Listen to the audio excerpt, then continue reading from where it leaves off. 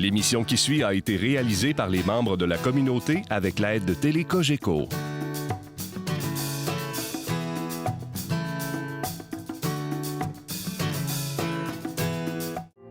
Cette émission vous est présentée en partenariat avec la Société d'histoire du Lac-Saint-Jean, qui se préoccupe de rendre accessibles les éléments de notre patrimoine qui ont façonné l'histoire de la région et la vie quotidienne de ses habitants, ainsi qu'avec la participation financière de la résidence funéraire Lac-Saint-Jean, propriété exclusive des gens du milieu, qui accompagne et soutient les familles endeuillées depuis plus de 3 décennies avec respect et compassion. Ici Mélissa Raté, bienvenue à nos bâtisseurs. Notre invité est cultivateur, également il a été maire d'Héberville et préfet de 1991 à 2009.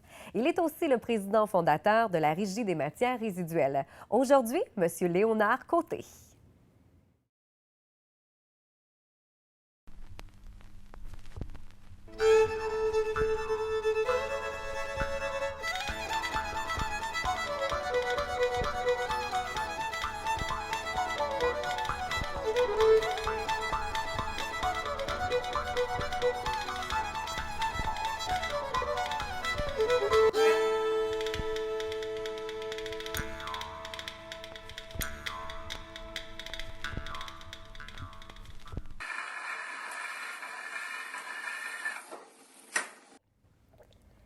Monsieur Côté, bienvenue à l'émission Nos bâtisseurs. Ça me fait plaisir, Mme Raté, d'avoir vu vous autres. Oui, vous êtes né en 1947 à Saint-Gédéon. Vous êtes le deuxième d'une famille de 16 enfants, grande famille. J'imagine que vous gardez de bons souvenirs de cette époque-là? Oui, certainement. C'est pas une famille là-dedans comme on a aujourd'hui. À 13 ans, vous êtes parti travailler en forêt. Qu'est-ce qui vous a motivé à partir travailler en forêt et quelle occupation vous étiez là-bas? Ah, bien, le fait que c'était la deuxième famille de 16 aussi, bien, dans le temps, on avait les 16e n'étaient pas là, sauf que, tu sais, il fallait aider un peu les parents aussi, parce que c'était pas, la vie était plus difficile un peu qu'aujourd'hui, peut-être. Fait que, en minute qu'on avait fait soit une 6e année, que même on était prêt à quitter pour aller aider à gagner de l'argent pour aider la famille aussi. Qu'est-ce que vous faisiez précisément en forêt? Quand j'ai commencé dans Showboy, là, comme on appelle, c'est pas l'autre nom qu'on chose, excuse pour le nom anglais. Puis par la suite, travailler dans les moulins ici, dont différents jobs. J'ai fait à peu près tous les jobs qu'il y avait à faire au niveau de ce qui concerne un moulin de sciage. 1969, en fait, vous avez travaillé de 1960 à 1969 en forêt. Quels souvenirs vous gardez justement de cette époque-là que vous avez travaillé en forêt?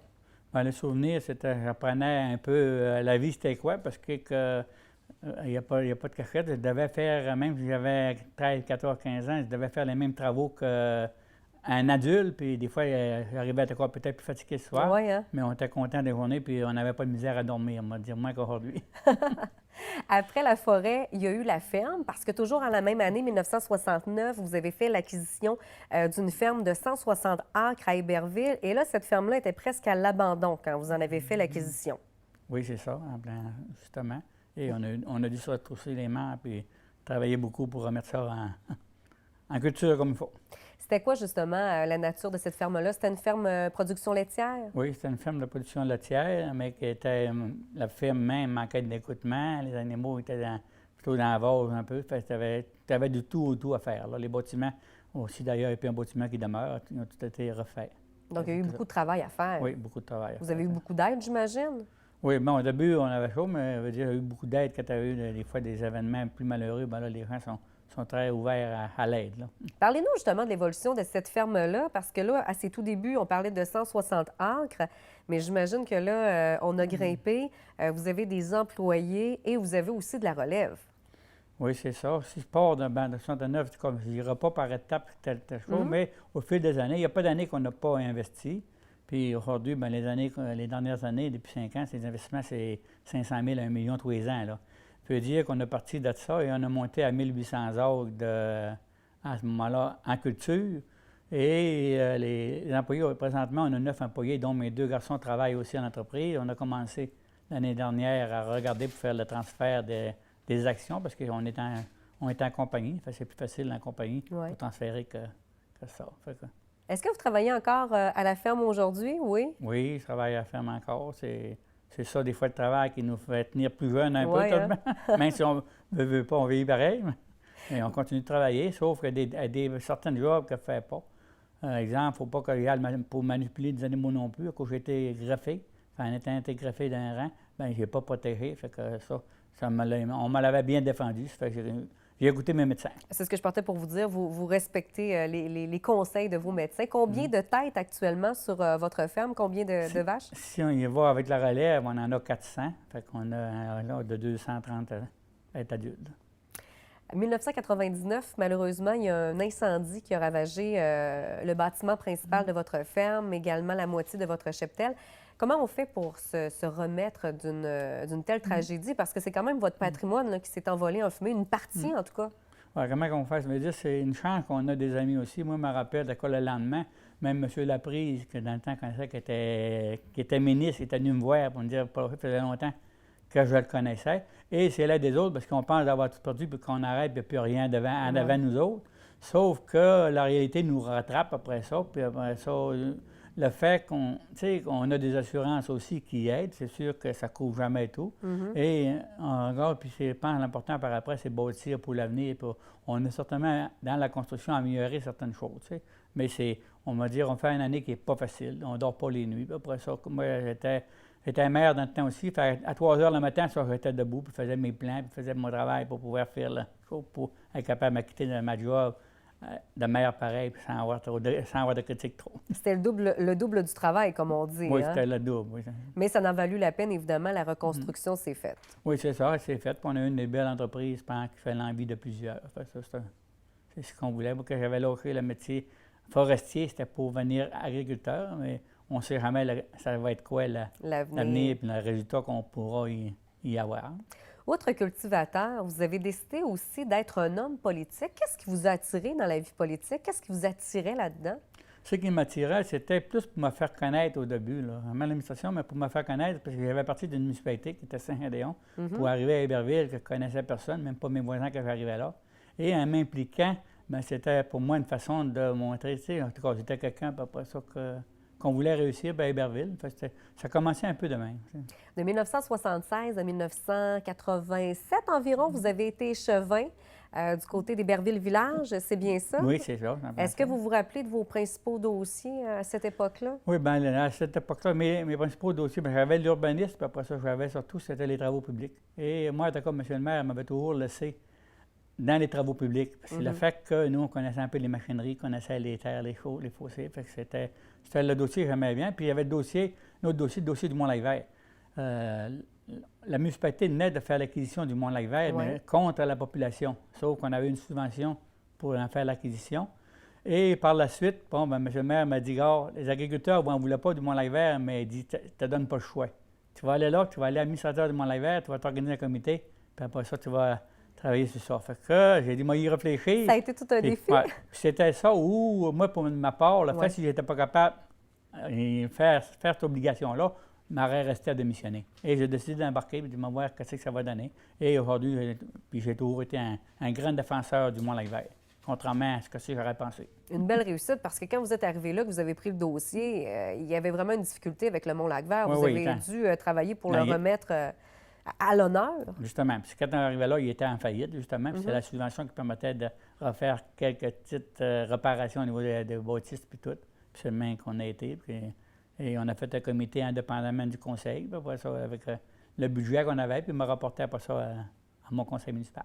Par la suite, vous êtes devenu maire d'Héberville. Est-ce que vous vous rappelez du premier dossier que vous avez piloté quand vous êtes arrivé à la mairie? Le premier dossier comme tel, je ne dirais pas que je vais arriver. Je ne peux pas dire que je me rappelle, parce qu'il y en avait plusieurs dossiers aussi tout de même, là. Mais le dossier que le dossier qui me rappelle le plus, c'était le dossier quand on a eu plus de difficultés. Non, pas vrai, mais que quand les gens sont touchés dans un métier, puis arrivé au déluge. Oui, les inondations de 96. Justement, les inondations de 96, ça fait déjà 4-5 ans que j'étais là. Et à ce moment-là, quand les gens ont tout perdu, tu dis même leurs photos de famille qui étaient dans la maison puis qui ne restent rien. Là. Oui. Ça, là, quand ils viennent te voir, tu n'es pas capable de pas être sensible. Ça, on en parle, là, puis ça me poigne encore à voir certaines personnes. Ça vient nous toucher, ça vient nous chercher. Et que ça, tu dis, bon, c'est humain, là. Puis ça, c'est quoi tu fais, puis que Moi, je me rappelle, à cause qu'on parlait beaucoup du Saguenay. Oui. Moi, j'en avais 8 d'Héberville qui avaient tout perdu. Ceux-là d'Héberville, là, même s'ils en avaient 8, au lieu d'en avoir des 150 dedans, quelque chose, mais c'était aussi dur pour eux autres, ceux-là du Saguenay qui avaient tout perdu. Et eux autres, ils venaient tout perdre aussi. Puis on ne parlait pas d'eux autres, puis ils se sentaient à l'abandon. C'est vrai hein, qu'on a plus parlé Ouais. du Saguenay, de ce Puis- qui s'est passé ici. Et c'est que j'avais dénoncé un journaliste pour ça. Puis, Mm-hmm. et tout de suite, dans la même semaine, moi, j'avais eu un appel de M. le Premier ministre, qui était M. Lucien Bouchard dans le temps. Mm-hmm. On me dit, gars, Héberville, j'ai vu ça, mais vous n'avez pas oublié, là, ça se met sur le comité de reconstruction, c'est un homme, là, puis il veut que tu acceptes, tu sais. Et c'est de là que j'ai embarqué puis là, pour défendre mes. Je pense que j'ai défendu adéquatement là, mes gens. Tu sais, pas beaucoup par rapport à son humour et qui m'en voulait. Là. Tout le monde était content durant le main qu'on a pu ou le soutien que j'ai pu donner. Bien, vous avez bien géré la situation, comme on dit. Oui, c'est ça. Je la gérais comme si c'était moi-même, là, c'est à peu près ça. Même municipal, parce que lors du déluge-main, bon, ben, on avait le mandat, nous, comme maire, on n'avait pas besoin de passer par le conseil. C'était faire ce qu'on pensait qui était vraiment important et urgent. Ça fait que ça, on y allait, on était dans les mesures d'urgence qu'on appelle. Et je pense que ça a bien été. Et j'ai toujours eu un appui inconditionnel de tout mon conseil. C'est ça qui est brillant. Pendant les 18 ans que j'ai été comme maire, jamais qu'on ait eu un conseil divisé. Bien, vous venez de le dire, vous avez eu une très belle carrière comme maire. Vous avez été également préfet. Rapidement, les qualités pour être un bon maire, selon vous? Ouais, ben moi, selon moi, il faut être à l'écoute. Et il faut être de décision aussi. Il faut pas... Être à l'écoute ne veut pas dire tout le temps dire oui, là. Je pense que tu es à l'écoute et par après, tu analyses la situation. Puis, mais au lieu de répondre, des fois, tout de suite, je me dis, regardez ça, mais vous allez avoir votre réponse très, très vite. Puis, il n'y a pas un dossier qui traînait. Je leur rappelais après ça dans 2 jours, quelque chose, ça va être vers ça que je m'enligne, puis tout ça. Tu sais, j'ai tout le temps. Vous avez été capable de donner les bonnes réponses, Ouais, évidemment. je pense que oui. Tu sais. On quitte la vie politique pour s'en aller du côté de la Régie des matières résiduelles parce que vous êtes le président fondateur. Comment a été acheminé ce dossier-là? Comment ça s'est vu? Oui. Le dossier des matières résiduelles, bien, c'est sûr que ça a donné, c'était dans les dernières années, que comme j'étais préfet, parce que tantôt on a parlé de mes préfets, bien, j'étais préfet des dernières années de mon mandat. Et à partir de là, on avait le groupe Coder, donc, avec qui on faisait affaire pour qu'ils ramassaient des matières résiduelles aussi. Et j'avais été pour négocier aussi avec la ville de Saguenay pour pouvoir trouver une entente, parce qu'il nous restait pour quelques années à l'Ascension seulement. Puis pour ça, les déchets, il y avait de la place et la municipalité aussi n'en voulait plus. Okay. Et à partir de cette négociation-là, bien, c'est là qu'on avait fait un comité, le fait que Ville-Saguenay n'était pas prêt à faire un dossier régional. Bien, on a fait avec les 2 autres MRC qui étaient Domaine du Roi et Mario Chardelaine. Et par le fait, bien, là, c'est là que les gens m'ont nommé quand on avait un comité et qu'ils m'ont nommé à ce moment-là comme président du comité des matières résiduelles. Donc, président fondateur de la Régie des matières résiduelles, c'est comme ça que c'est arrivé. Je sais que vous avez quitté la vie politique depuis déjà quelques années, en fait depuis 2009. Est-ce que vous gardez quand même l'œil ouvert sur ce qui se fait côté politique chez nous ou même ailleurs, sans nécessairement mettre votre grain de sel? Là? Je veux dire, oui, je me fie beaucoup aux journalistes parce que dans le sens que c'est sur les journaux que je suis, parce que je n'ai pas été à d'autres réunions. Mais j'aime bien suivre ce qui se passe à Héberville, au niveau des MRC et toutes les villes avoisinantes. Pour avoir travaillé avec Ville-Dalmor et toutes les autres communautés aussi, je pense qu'on se doit... Bien, moi, pour ma part, là, j'étais à la guerre avant et j'aime savoir ce qui se passe. Je dois vous dire aussi qu'au niveau de la Régie des matières, la Régie du parc de secteur sud, j'étais le fondateur aussi, le premier président aussi au niveau de ça. Puis, fait que ça nous touchait toutes les municipalités ensemble et ça fait que tu as tout le temps un œil sur les autres municipalités. C'est pas, on dit c'est une municipalité voisine, mais voisine, c'est dans ta cour. Hein? C'est ça, c'est à côté. Ouais, fait que... Une belle carrière de cultivateur qui n'est pas encore terminée, une vie politique exemplaire.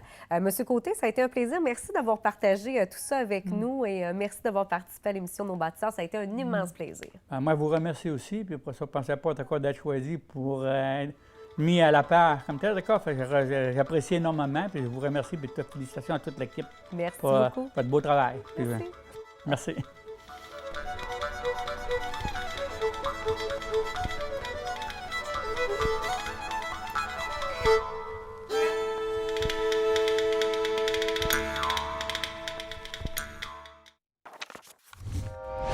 Télé-Cogeco, un service exclusif aux clients de Cogeco.